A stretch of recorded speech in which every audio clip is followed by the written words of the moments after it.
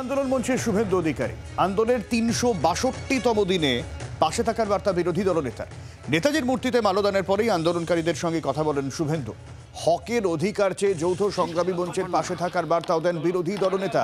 বিভিন্ন ক্ষেত্রে সরকারি মদতে লুট চলছে বলে তোপ দাগেন শুভেন্দু অধিকারী।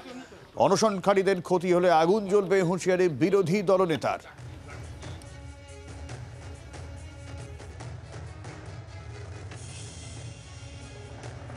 সংগ্রামী যৌথ মঞ্চ দেখিয়ে দিয়েছে লক্ষ্য অবিচল থেকে কি করে লড়াইটা করতে হয় দেখিয়েছে। শহীদ মিনারে ১০-১২ হাজার গুন্ডা আনা হয়েছিল কেন? আমরা চারদিক থেকে আসবো, পুলিশ তো দাঁড়িয়ে থাকবে। ওই দিন যদি ওরা ঢুকে এখানে মারতো, পুলিশ দাঁড়িয়ে দাঁড়িয়ে দেখতো, যেমন পঞ্চায়েত ভোটে দেখেছে, যেমন বিধানসভা ভোটের পরে রক্তের হোলি খেলা দেখেছে। বিধানসভায় আমাদের মেরেছে, 5 MLA ইনজোর্ড হয়েছে, নরহরি মাহাতো সহ ফেলে দিয়ে মেরেছে রহিম বক্সিরা। শকত মোল্লারা ঘাড়ের উপর চেপে মেরেছে, দাঁড়িয়ে দাঁড়িয়ে মেরেছে। এদেরকে তুলে দেওয়ার জন্য সেদিন লোক এনেছিল, তাই এরা সেদিনও উঠেনি, ভবিষ্যতেও উঠবে না।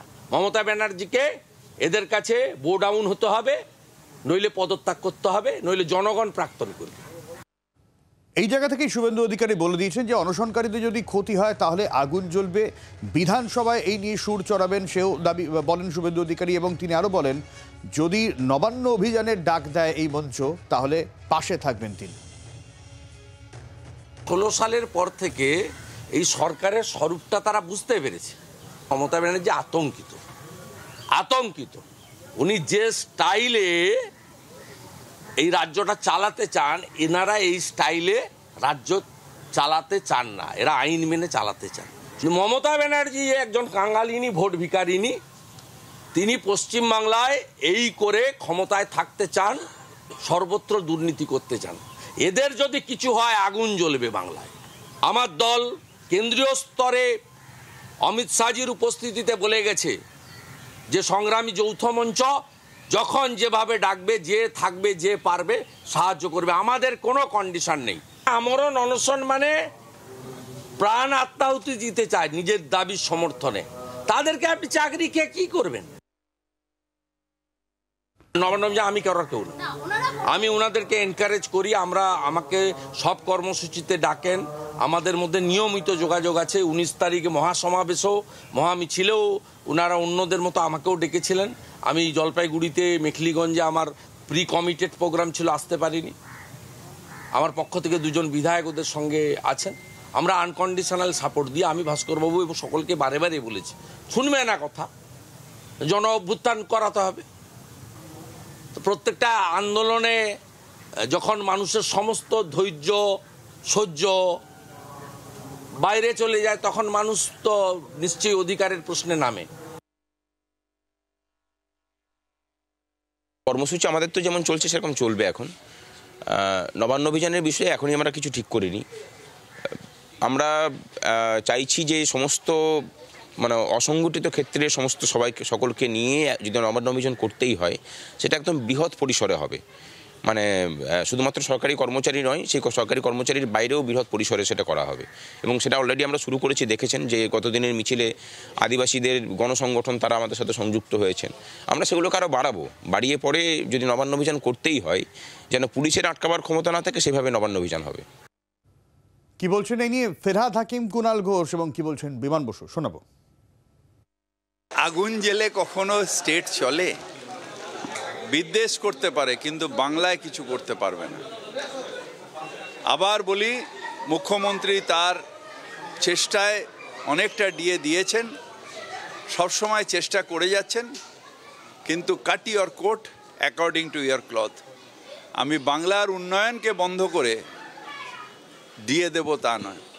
আর যারা চাইছেন তারা আগে বাম ছিল, এখন রাম। কিন্তু বেশিরভাগই কর্মচারীরা এই পলিটিক্সে থাকেন না। 2-4 জন যারা কমরেড এখন রামরেড হয়েছে, তারাই শুভেন্দু অধিকারীর গ্যাস খাচ্ছে। মাননীয় মুখ্যমন্ত্রী চেষ্টা করছেন সীমিত সামর্থ্যে যতটা দেওয়ার, খোলাখুলি বলেছেন। তা সত্ত্বেও তারা একদিকে এই আন্দোলনকারীরা সুপ্রিম কোর্টে মামলা করছেন, আবার পাশাপাশি আবার আন্দোলনের কথা বলছে বা একটা অস্থিরতা তৈরি, কাজ না করা, ধর্ণা চালানো।